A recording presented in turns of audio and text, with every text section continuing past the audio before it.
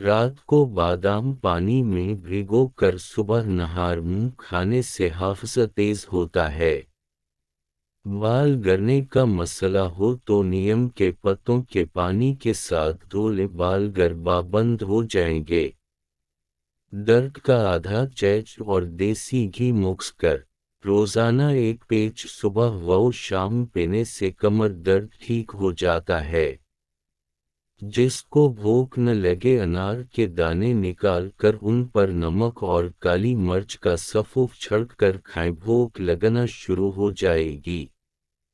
جس گھر میں جانوروں کی تصویریں بنائے جائیں اس گھر میں رحمت کے فرشتے نہیں آتے۔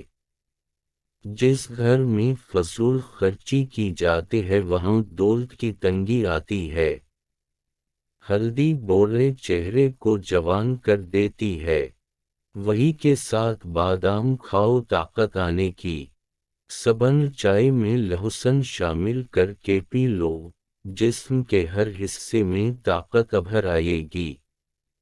روزانہ ایک گاجر کھانے سے ایک گلاس خون بنتا ہے۔ میتھی کا دانہ استعمال کرنے سے سینے کی تکلیف، بھم بننے کی بیماری دور ہوتی ہے۔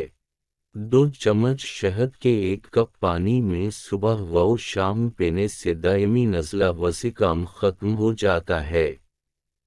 نیند نہ آنے میں مسئلہ ہو تو روزانہ شام کے وقت فروٹ چاٹ کھائیں۔